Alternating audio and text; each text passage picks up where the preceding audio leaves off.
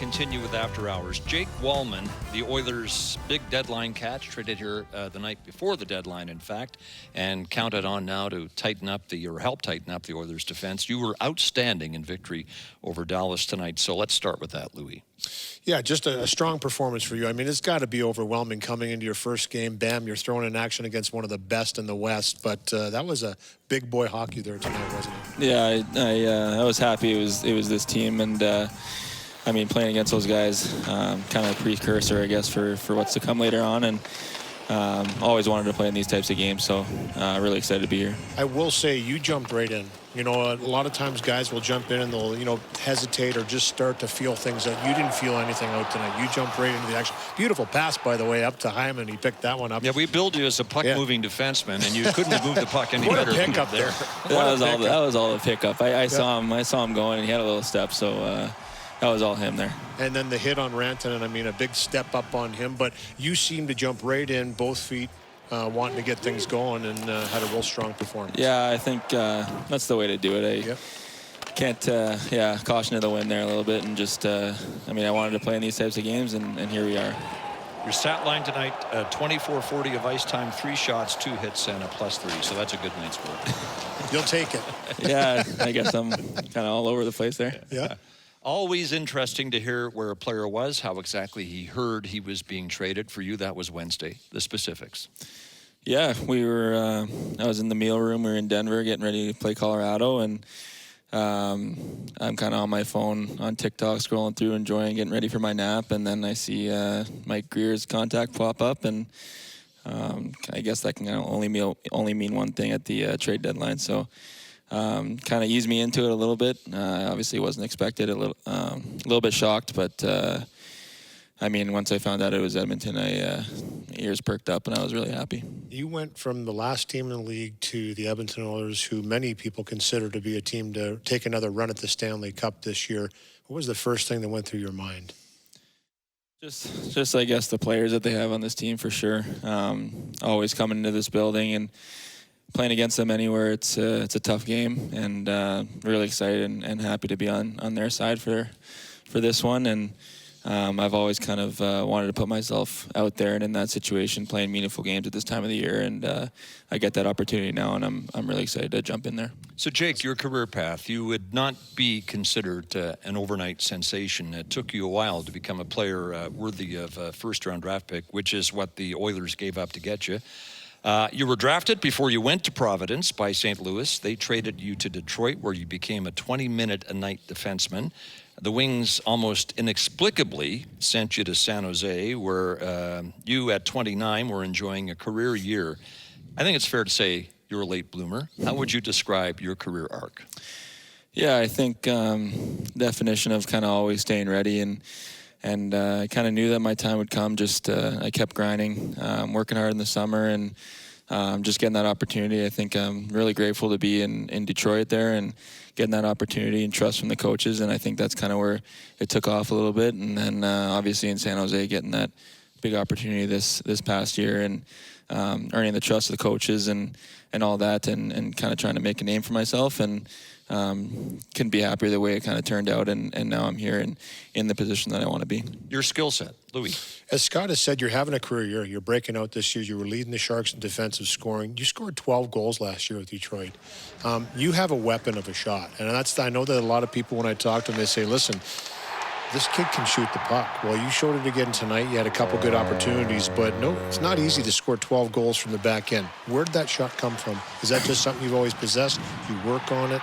And is it something you have confidence in bringing to the table each night? Because it looks like you're breaking out this year. Yeah, I would say besides my skating, my shot is probably my biggest weapon, and something I've always kind of worked on in the driveway. Me and my younger brother were shooting pucks, and sometimes we're missing the net and breaking glasses, and mom and dad are not too happy, but yeah, I'm sure they're laughing about that now watching this. But yeah, just always working on my shot. It's a weapon. I think if I'm on my game, I'm always shooting the puck. Repan asks, we have Bush bombs in Edmonton. What do we call your clapper?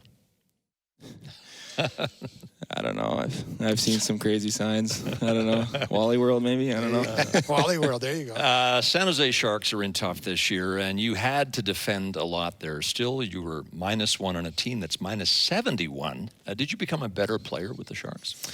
Yeah, obviously spent a good amount of time in the D zone, and I think it helped. Honestly, it's trying to break pucks out and getting off those guys quick and closing quick, all that stuff. Always try to be a plus player, and that's obviously one of my goals this year. So, yeah, doing what I can in the D zone to kind of break it out to the forwards, and playing the O zone's the best way to play defense.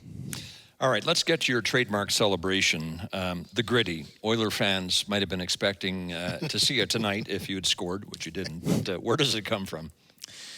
You know, I don't know. I have a strong personality, and I like to dance. I watch TikTok. I watch these NFL guys doing the celebrations, and they get a touchdown. And I'm not sure if we'll see that again, but you do it so well. I mean, you really do. And on skates, I mean, it's not that easy, but you make it look easy. Yeah, I think there's some people enjoy it, some people don't. But you know, it's just a game in the end, and I think the biggest thing is kind of growing the game, and the kids look at that and they love it. And I get pride from getting texts and Instagram messages from parents that are sending videos of their kids doing it. So that's kind of the background of it. You had Vancouver fans upset last year when you did the gritty after scoring in overtime on a penalty shot to win the game, although most of the Canuck players were smart enough to say that they had bigger things to worry about than that. So to gaming and the gritty. All right, so this is it. Take the hat off, put the gaming glasses on, and then I'm dialed in.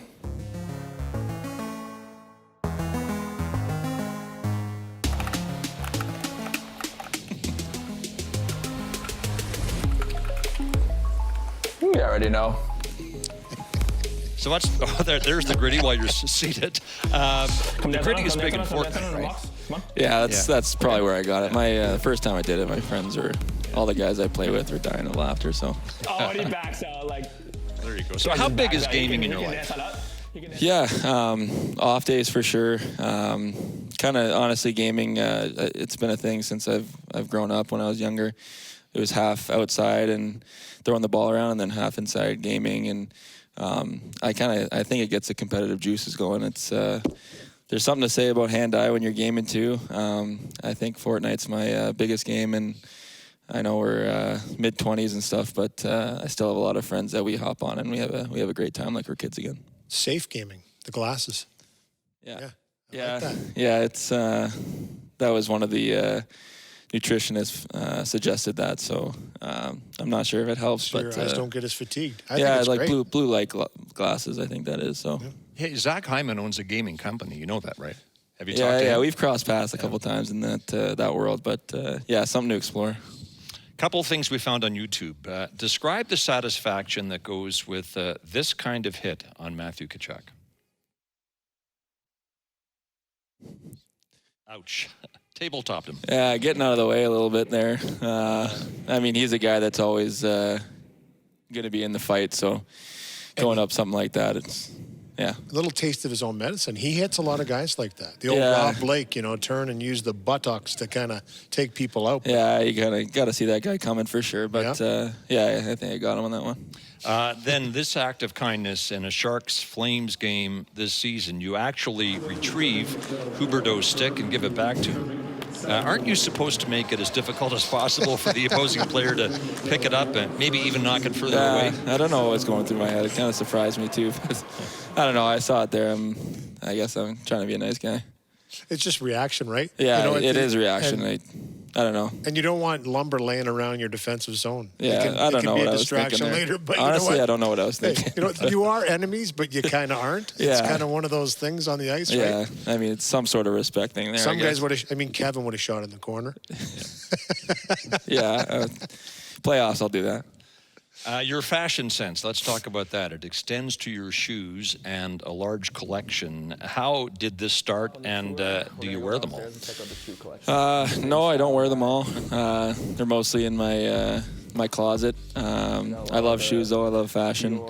Like I said, I don't wear them often, but yeah, it's a cool thing. I think I like the whole streetwear type of vibe. So on an off day, I'll kind of go out and honestly, I love some teams that they're not wearing suits; they're wearing like street clothes, and I think that's kind of a way to transcend the game. And you see it all over other sports. So just trying to kind of put that a little bit in hockey, I guess. All right, final question. We asked this of Max Jones a few moments ago. First impressions of Edmonton, I know have been positive, but what do you think when you look around this room, the Oiler Hall of Fame room, and see the outstanding history of the Oilers? Yeah, well, I see my coach up there. That's the first thing, my D coach, oh, yeah. on the wall up there. But yeah, it's pretty crazy feeling for me, and just in this interview too, seeing all the fans outside and. Great hockey city. I'm really excited to be playing in Canada for sure too, and always grew up watching Hockey Night in Canada, and being able to play at this stage in Canada with the best guys I possibly can at this point, it's a dream come true, and looking forward to kind of put my best foot forward here. And early returns on the trade are very good. Thanks for your time tonight, Jake. Much appreciated. Yeah. Thanks, guys. Jake Walman, one game as an Oiler under his belt. As the Oilers win tonight, he was our guest on After Hours. We'll return to Tidy Up at Rogers Place in Edmonton.